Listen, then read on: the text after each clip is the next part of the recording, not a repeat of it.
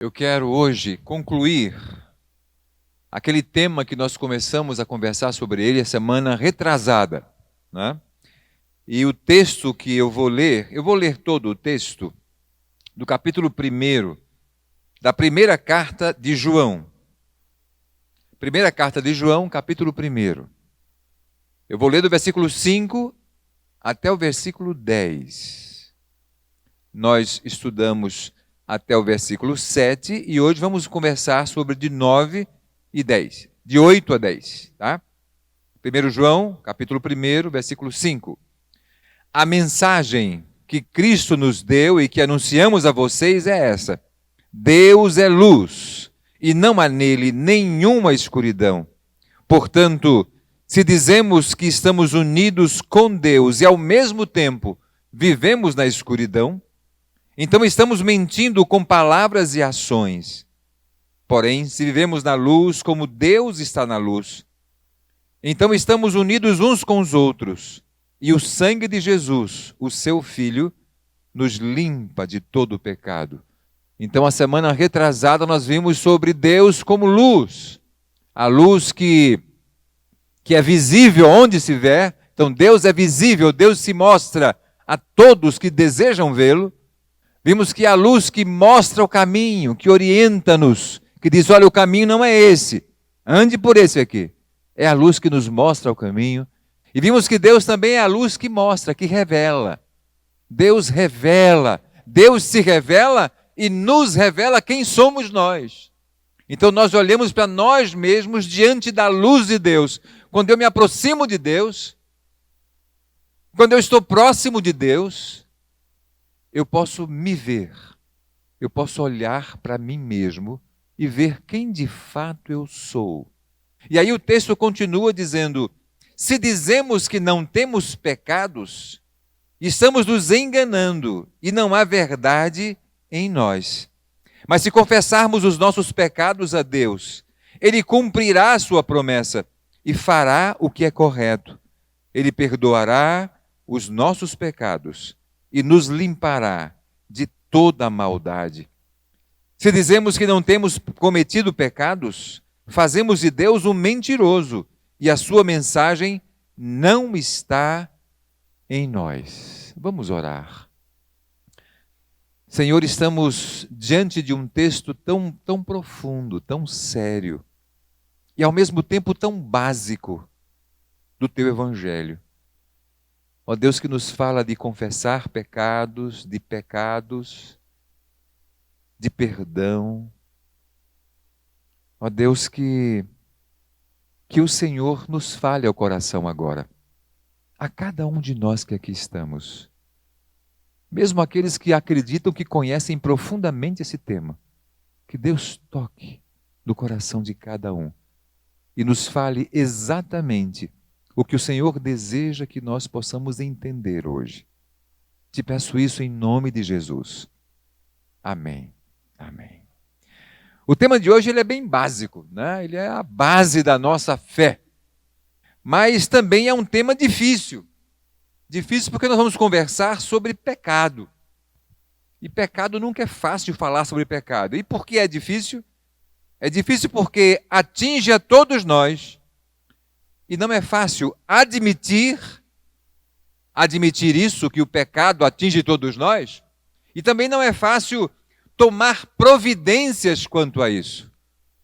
Porque não é somente eu admitir que tenho pecados. Eu tenho que tomar alguma providência diante disso que eu estou vendo.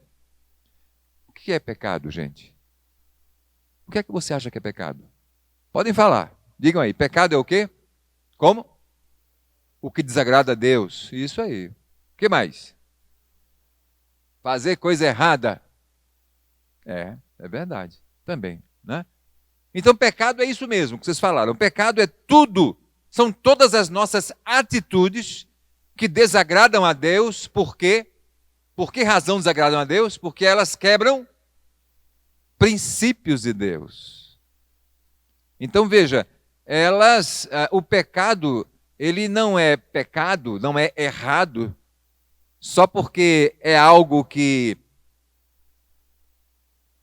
eu faço que prejudica alguém. ou a mim mesmo.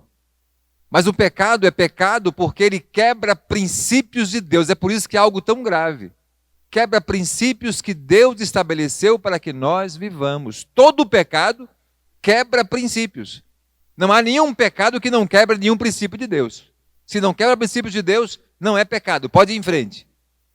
Mas se quebra, tenha muito cuidado com isso.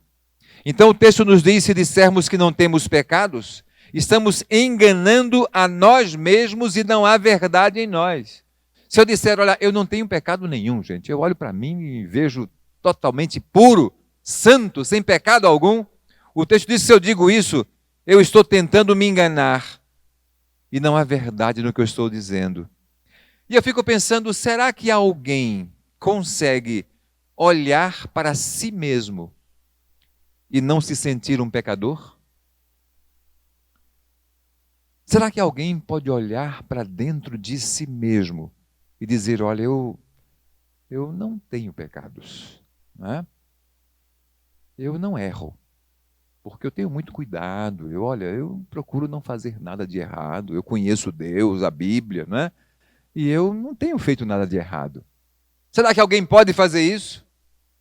Particularmente, eu acredito que até podemos tentar nos enganar, mas no fundo, todos sabem que há erros em suas vidas. Todos nós sabemos que há erros em nossas vidas. Pensa aí na tua adolescência, né? Pensa na sua mocidade, você como jovem, né? Eu me lembro que a minha mocidade foi extremamente difícil, né? Porque foi justamente com 18 anos eu saí de casa e fui morar no Rio de Janeiro, de Recife para o Rio, viver sozinho. Foi a época mais difícil da minha vida, foi essa, né?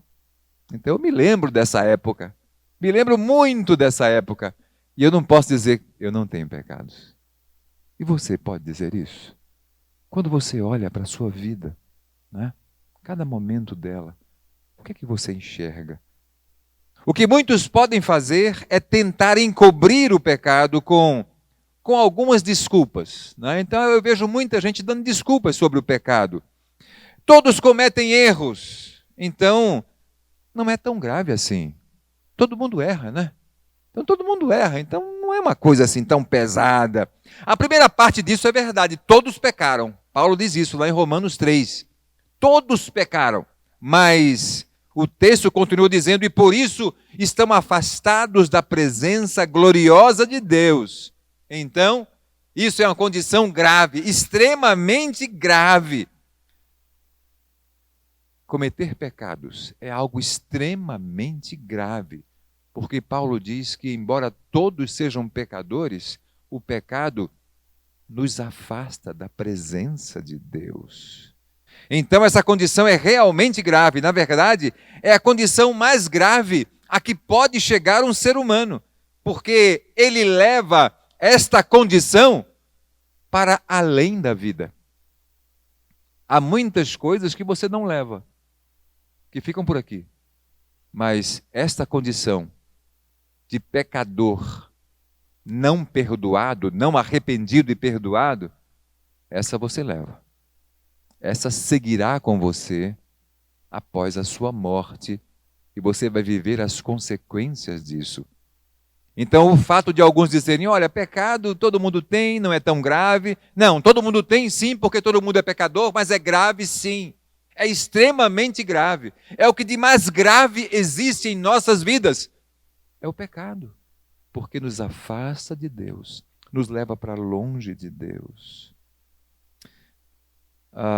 Em segundo lugar, alguns dizem, olha, pecado depende do ponto de vista, né? Depende de como você olha para ele, depende da cultura do povo, depende, olha, para uns aqui é pecado, para outros não é pecado. Aqui é pecado, mas lá não é pecado, porque lá não é costume deles fazerem isso. Isso não é verdade. Não é verdade. Os princípios de Deus são universais e absolutos.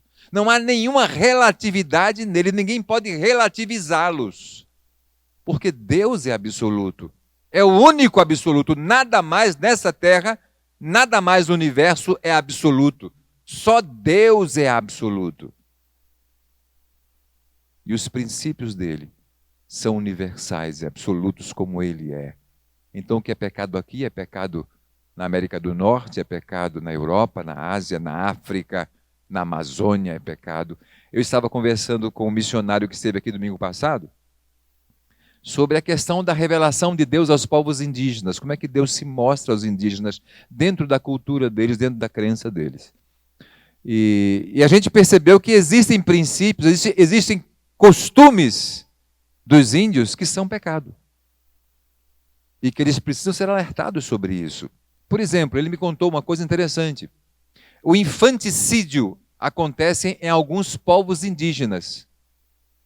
Nasceu uma criança, se ela tem algum defeito, ela é sacrificada pela mãe. Porque eles entendem que os defeitos vêm de espíritos maus que podem atormentar toda a tribo. Então, se alguém vem com algum defeito, é sacrificada aquela criança pela própria mãe, assim quando nasce. Se nascem gêmeos, um fica, o outro tem que ser sacrificado.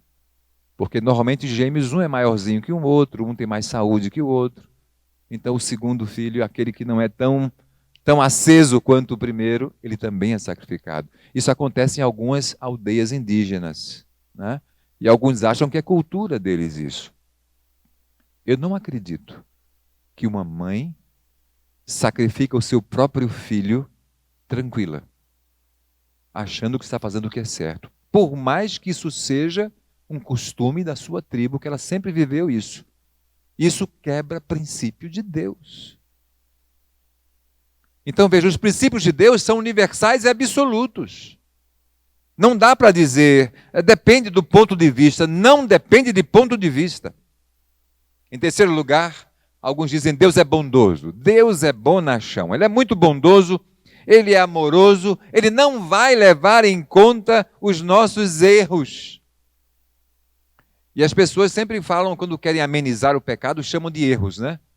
Porque erro é menos pesado, né? Pecado é um negócio, pecado, não, a gente não peca, a gente erra, se engana, né? A gente se engana, comete um engano aqui, outro ali, mas pecado, né? É coisa mais pesada. Não, pecado é quebrar princípios de Deus. Deus é bondoso? É bondoso sim. Ele não vai levar em conta os nossos erros, ele leva em conta?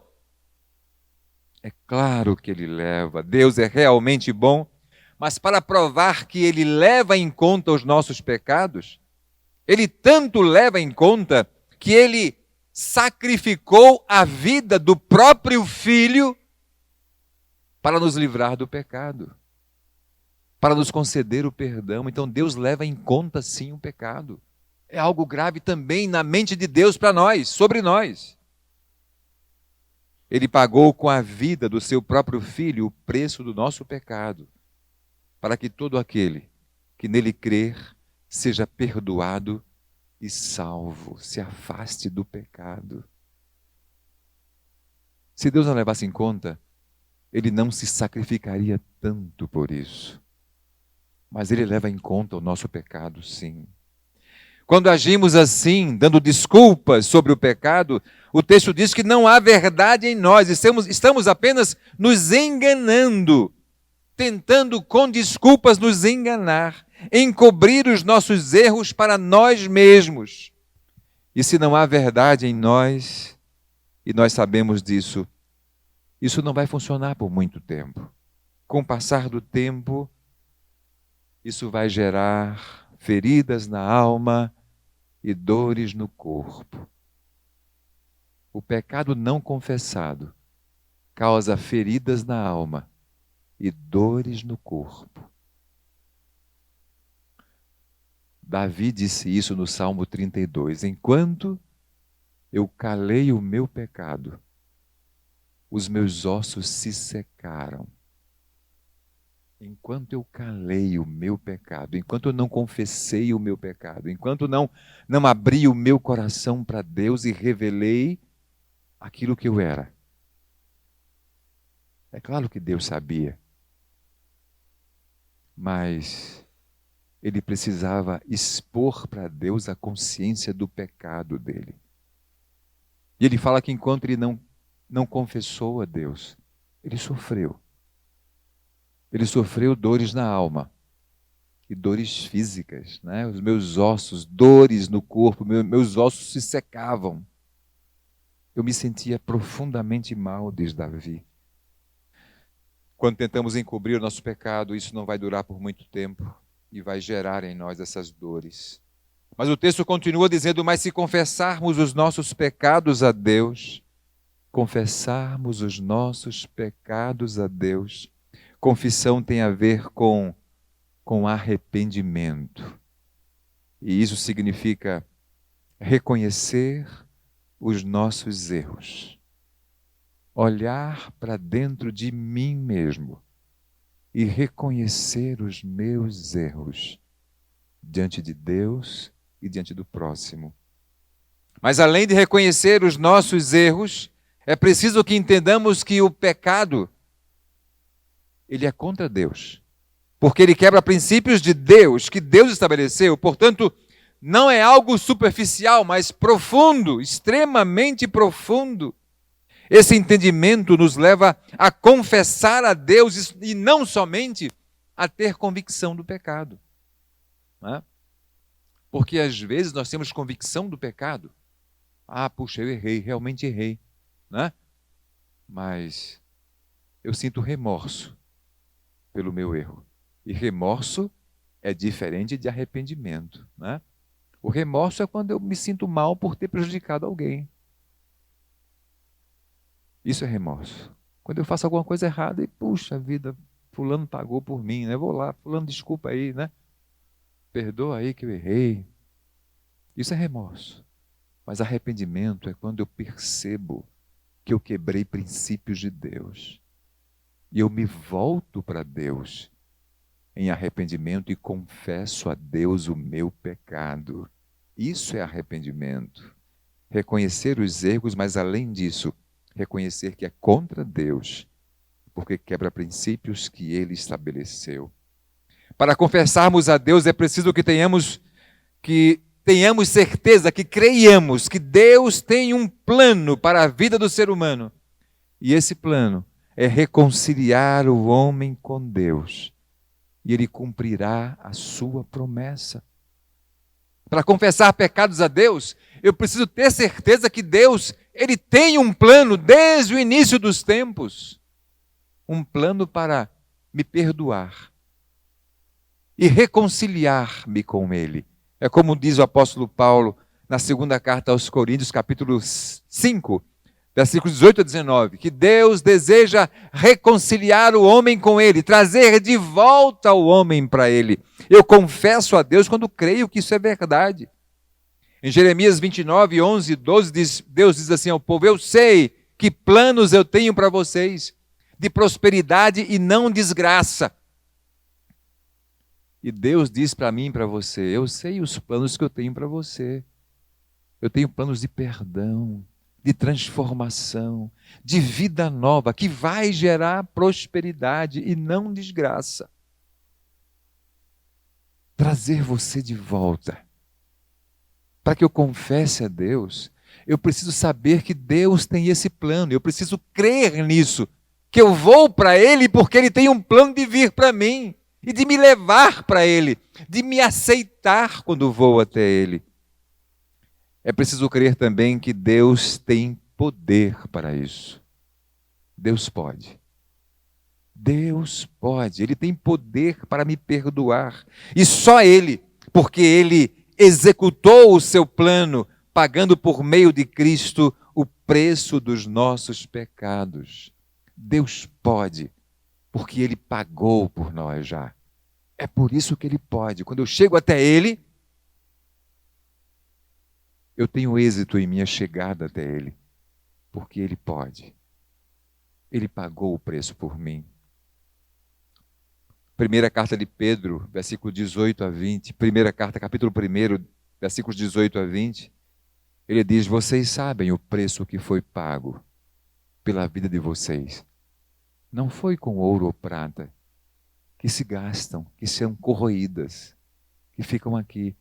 Mas foi com o precioso sangue de Cristo, como um cordeiro sem mácula. Vocês sabem o preço. Esse foi o preço. Eu preciso crer que Deus tem poder, porque Ele pagou o preço. Nós cantamos algumas canções hoje que falam sobre isso, né? Deus pagou um preço. Eu sei que foi pago um alto preço. Foi a última música que nós cantamos. Mas ainda, para que eu me arrependa e confesse a Deus, como o texto nos diz, se confessarmos os nossos pecados a Deus, eu preciso confiar no amor, na bondade, na misericórdia e na graça de Deus. Eu tenho que crer que eu serei bem recebido ao chegar nele, mesmo cheio de pecados, porque vou encontrar misericórdia e graça diante dele. Nós somos preciosos para Deus. Deus nos ama. Ele deseja sempre o melhor para nossas vidas, mesmo que em muitos momentos isso não fique tão claro para nós. Em alguns momentos, parece que o plano de Deus não está tão claro para a gente, né? Acontecem coisas na nossa vida que nós dizemos, como é que isso pode redundar num bem para a minha vida? É por isso que precisamos crer. Crer que Deus pode, mesmo quando eu não entendo nada do que está acontecendo. Mesmo quando eu não me sinto bem com o que está acontecendo. Eu sei que Deus, Ele me ama. Ele me ama. Eu falei quarta-feira aqui que eu tenho uma estratégia, né, que eu tracei para quando eu não estou me sentindo muito bem. Eu penso em 3 verdades. Né? E eu digo para mim mesmo essas 3 verdades, em todos os momentos difíceis. A primeira é que Deus me ama. Eu digo, olha, Deus te ama, fica tranquilo. Deus ama você. Apesar da situação, Deus ama você. A segunda coisa, Deus está presente. Deus está aqui. Ele está do teu lado. Você não está sozinho. Ele está passando por isso com você. Ele está vivendo isso com você. Você não está só. E a terceira, você está indo para o paraíso. Você vai para o paraíso. Tenha certeza disso. Acalma o coração. Você está indo para o céu. E você vai. Aconteça o que acontecer. O que é que de pior pode acontecer com o ser humano, em termos humanos?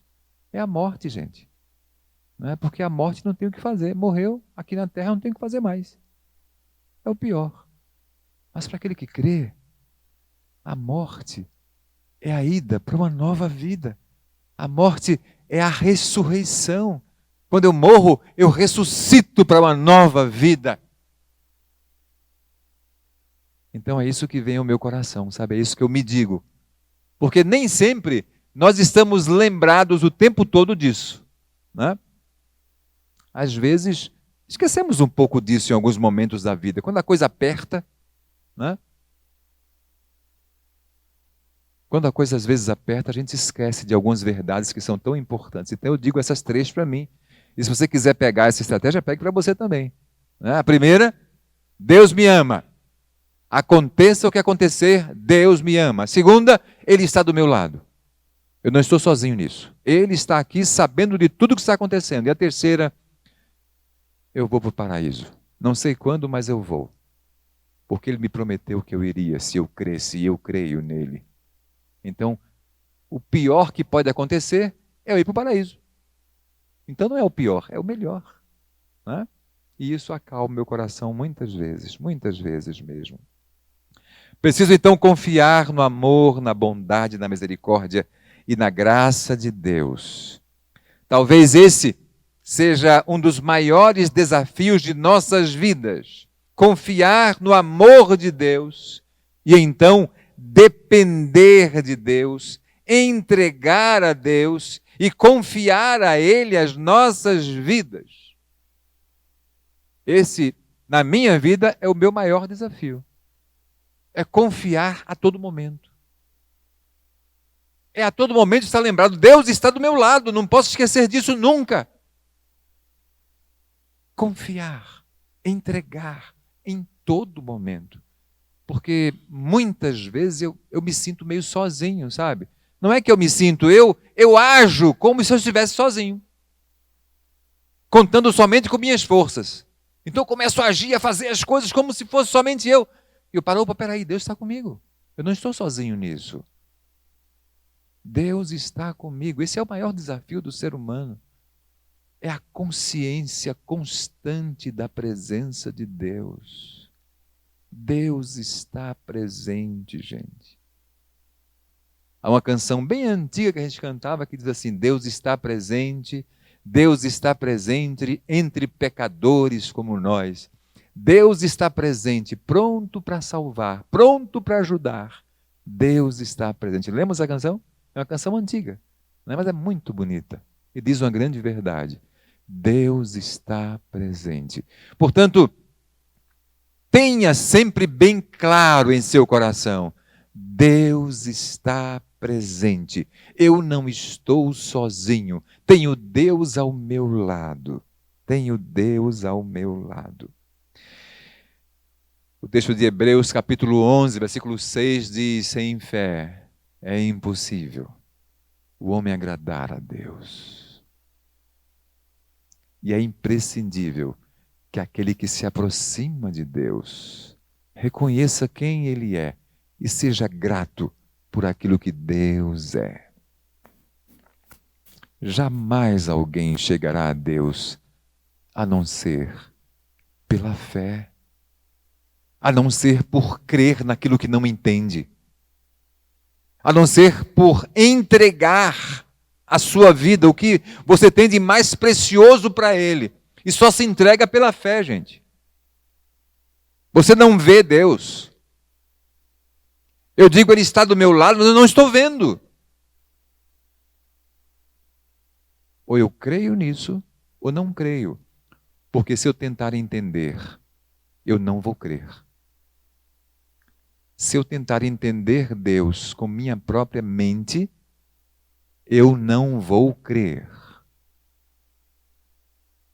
Porque é apenas pela fé. É apenas pela fé. E eu sei que essa é a grande barreira de muitos. Muitos não entendem isso. E tentam entender. Tentam buscar provas da existência de Deus. Tentam descobrir as coisas. Vai na arqueologia buscar para descobrir algo que o convença que Deus existe. É somente pela fé. É somente por crer. É só por aí que chegaremos até Deus. E o texto continua dizendo: se confessarmos os nossos pecados a Deus, Ele cumprirá a sua promessa e fará o que é justo. Ele perdoará os nossos pecados. Como Ele pagou a nossa conta, os nossos pecados já estão perdoados. Não serão, já estão. Os que eu já cometi, os que eu cometo hoje e os que eu irei cometer no futuro. Já estão pagos e perdoados por Deus. Como eu sempre digo isso, é importante que você saiba, Deus pagou na cruz o preço dos pecados de todos os seres humanos. Todos. Todos que já passaram no passado, que estão hoje vivos e que estarão daqui para frente. Deus pagou na cruz o preço do pecado de todos. Todos. Todos os nossos pecados já foram perdoados. O sacrifício dele na cruz foi suficiente para perdoar os pecados de toda a raça humana. Agora, ao confessar os meus pecados a Ele, aí eu recebo o perdão dele. Eu me aproprio do perdão que Ele já concedeu. Mas eu me aproprio do perdão quando eu me volto para Ele. Quando eu creio, quando eu confesso o meu pecado e recebo dele o perdão. Porque não há confissão sincera sem crença, gente, sem fé. Ninguém confessa sinceramente a Deus os seus pecados se não tem fé. Mas Deus já perdoou. Eu apenas me aproprio disso. Um exemplo interessante de saber que Deus perdoou, mas alguns não se apropriaram disso ainda, né? Eu me lembro que alguns meses atrás, eu recebi um presente. Quando eu abri o presente, era um vale-compras numa livraria. Eu recebi o presente, era o vale-compras. Se eu tivesse engavetado ele em casa, ficado lá, cadê o presente? Ué, mas está comprado, está lá, pago. Eu tive que ir lá. Eu tive que ir lá e comprar aquele livro que eu queria comprar. O título dele é A Liberdade é uma Escolha. É um livro muito interessante. E eu queria muito comprar esse livro, mas era bem caro. E eu fui lá e comprei o livro. Aí eu li o livro. Aí eu me apropriei da bênção. Você imagina se eu dissesse, olha, eu ganhei um vale e o livro que eu quero comprar é esse livro, né? A liberdade é uma escolha e esse livro deve ser maravilhoso. Olha, eu vou comprar esse livro, mas não comprar. Não compro nunca. Está na minha mão o vale. Mas eu não compro. Assim é a salvação. Assim é o perdão dos pecados. Deus pagou o preço, está pago. Você está com o vale na mão, mas tem que ir lá na cruz.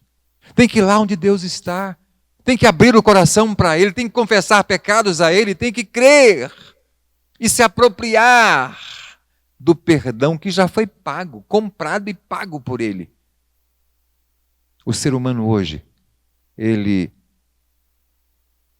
não vai para o inferno por causa do pecado que ele tem. Ele vai para o inferno porque ele rejeita o perdão de Deus.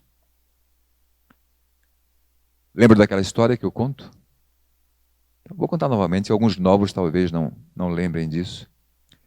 É a história que aconteceu numa cidadezinha pequena no sul dos Estados Unidos. Quando dois amigos, muito amigos desde a infância, e eram agora casados já, se encontravam todo sábado num barzinho para tomar aquela... Como é o nome daquele negócio que fazem? Happy hour. Para o happy hour na sexta-feira à noite. Na happy hour lá, tal, iam, cada um tomava e conversavam. Um dia, esses dois homens se desentenderam por alguma coisa. Vê que um era Bolsonaro, outro era Lula. Se desentenderam lá e ficou feia a coisa, ficou bravo o negócio. E um foi em casa, pegou uma arma e matou o outro. Um desacatou o outro foi em casa, pegou uma arma e matou. Eram amigos, desde criança juntos. E esse homem foi preso em flagrante e foi condenado à morte. Preso, julgado e condenado à morte. Aquela cidadezinha ficou assim, profundamente constrangida, porque todos conheciam. E sabiam que aquele homem não era um homem mau. Foi um momento de insensatez, estava embriagado. Ele matou o seu maior amigo. Então a cidade em peso se reuniu.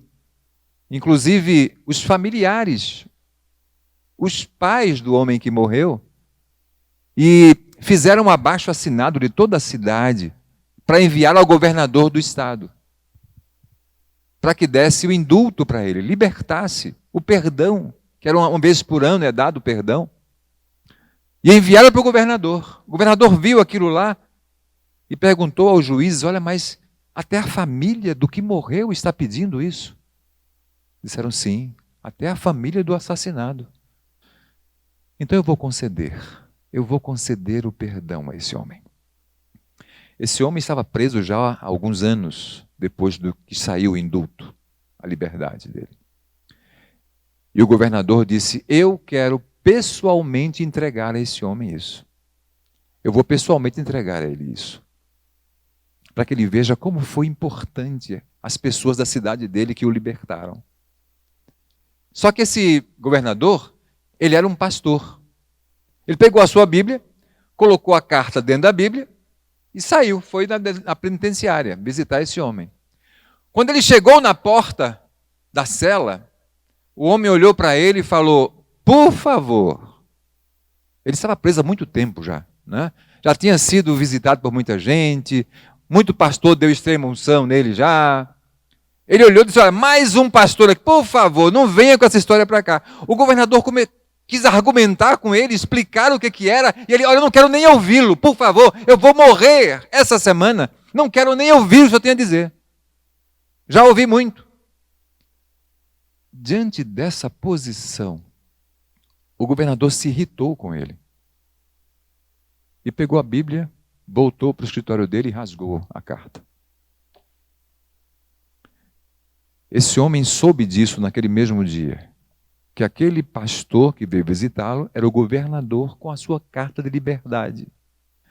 Esse homem chorou amargamente, amargamente. E chegou o dia da execução. E ele disse o seguinte, nesse dia, normalmente perguntam ao que vai ser executado, o que é que ele quer dizer, as últimas palavras dele. Ele falou, eu quero falar assim. E ele foi e disse, olha gente, estava a cidade em peso lá. Ele disse, eu quero dizer a essa cidade, a todos vocês, que eu vou ser executado agora. Eu vou morrer agora. Mas não porque eu matei o meu amigo. Eu vou morrer porque eu rejeitei o perdão do governador. É por isso que eu vou morrer. Dizem que esse foi um fato verídico. Eu não tenho certeza disso.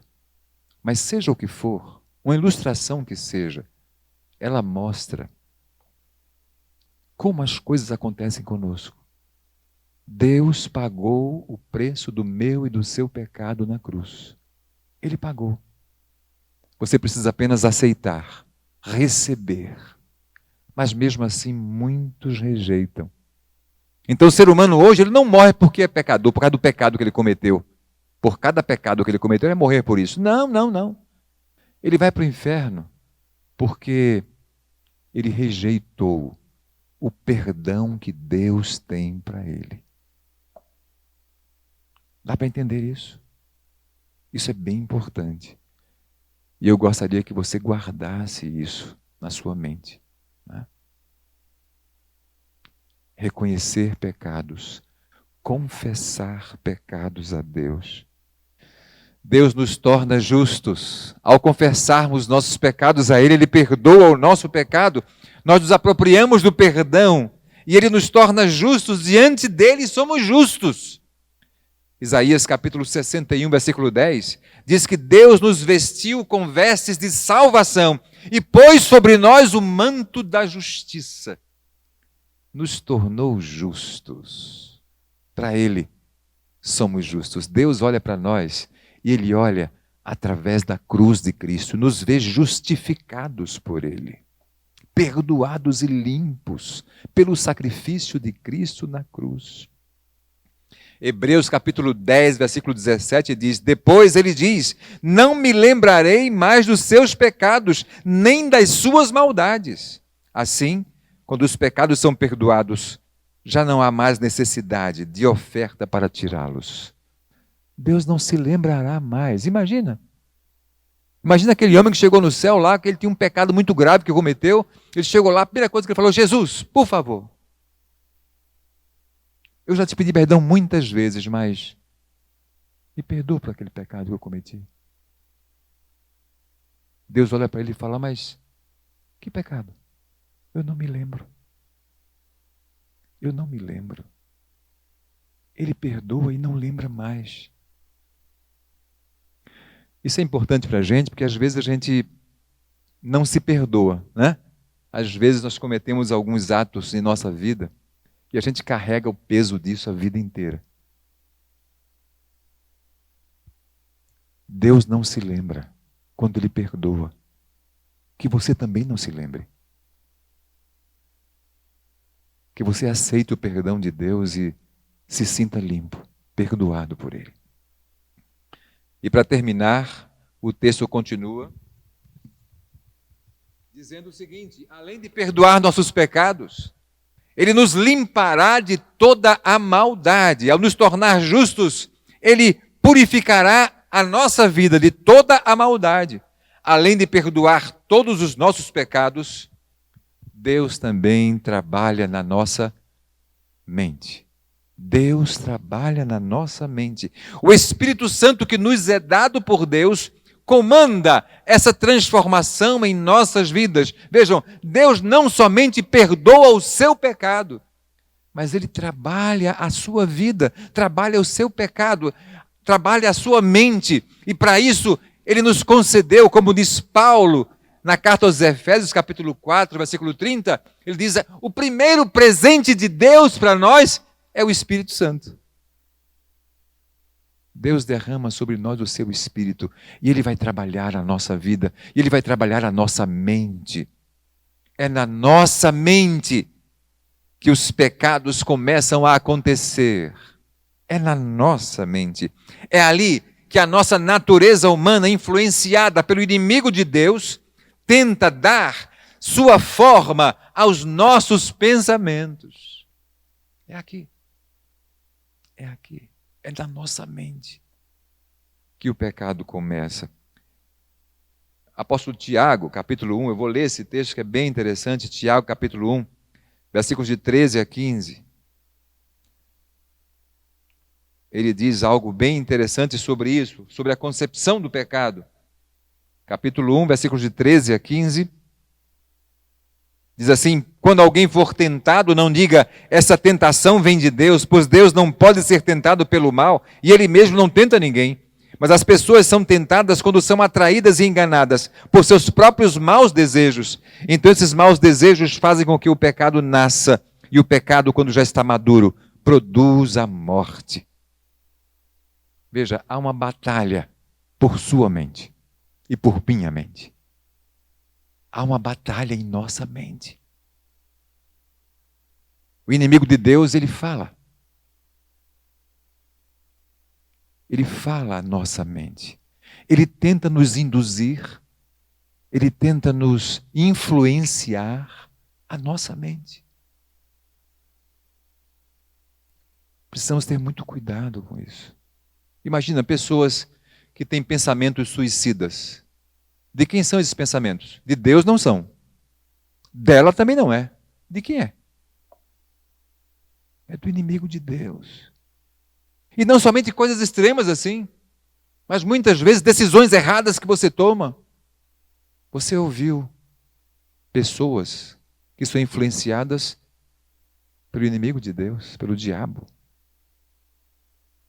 Há uma batalha em sua mente. Há uma batalha por nossa mente.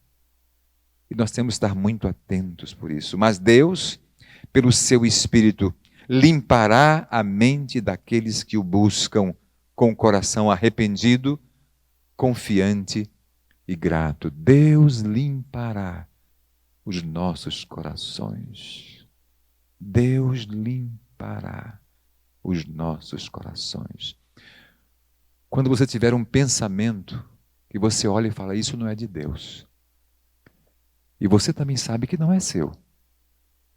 Você também sabe que isso não é correto. De quem é esse pensamento? De onde está vindo? Cuidado com isso. Tenhamos muito cuidado com isso.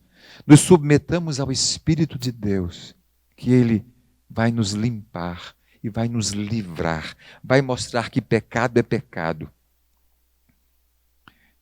Finalmente, eu quero perguntar a você, nós vimos todo esse processo hoje, né? Se confessarmos os nossos pecados a Deus, Ele é fiel e justo para perdoar os pecados e nos purificar de toda maldade.